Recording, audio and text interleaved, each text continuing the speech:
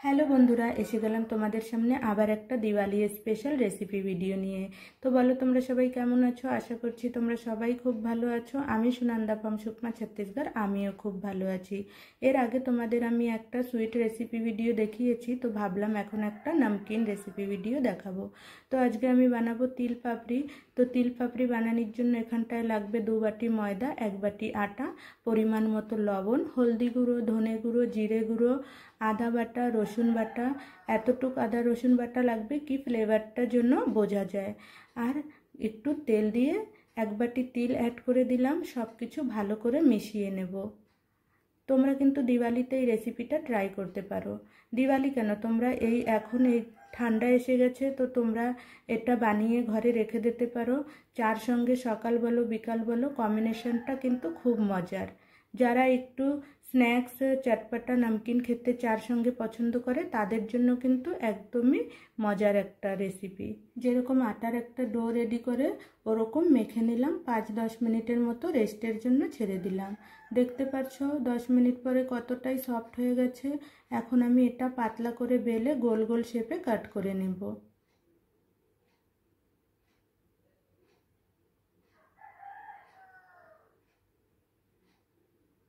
এভাবে গোল গোল করে কাট করে বেশ কিছুগুলো রেডি করে নেব। আমাদের ঘরে দিওয়ালিতে এসবগুলো বানাতেই হয়। সুইট বলো নমকিন বলো, আমাদের ঘরে বাচ্চা বড়রা খুব পছন্দ করে। বাইরের থেকে যতই আনো, ঘরেরটার স্বাদ মজাটা আলাদাই থাকে। তো আমার বর আমার দেওর খুব পছন্দ করে। তো দিওয়ালিতে এসবগুলো কিন্তু আমি সব বছরই বানাই। আমি আমার যা মিলে দুজন মিলে এসবগুলো রেডি করতেই হয়। তো তোমরাও এই তিল পাপড়িটা ট্রাই করতে পারো, সত্যিই খুব ভালো লাগবে তোমাদের। তো আমি তেলটাকে কিন্তু বেশ ভালো গরম করে নিয়েছি।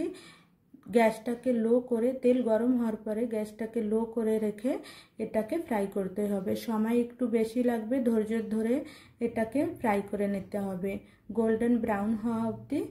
কালারটা দেখলে তোমরা বুঝেই যাবে। ততক্ষণ লো আঁচে এটাকে ফ্রাই করে নিতে হবে। এক এক করে সবগুলোকে ফ্রাই করে নেব।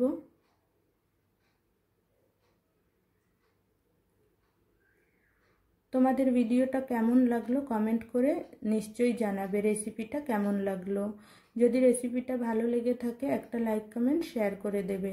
এরকমই নতুন নতুন ভিডিও দেখার জন্য আমার চ্যানেলটাকে সাবস্ক্রাইব করে দেবে। আমি তোমাদের সামনে এরকম নতুন নতুন ভিডিও নিয়ে আসতে থাকবো। দিওয়ালিতে তোমরাও রেসিপিটা ট্রাই করবে, দেখবে তোমাদের খুব পছন্দ হবে। এক এক করে সবগুলো ফ্রাই করে নিলাম।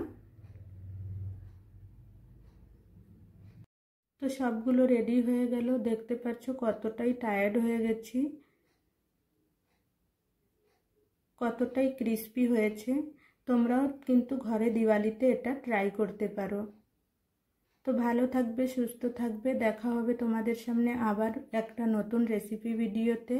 আমার ভিডিও কেমন লাগলো তোমরা কমেন্ট করে নিশ্চয়ই জানাবে। Tata, bye bye.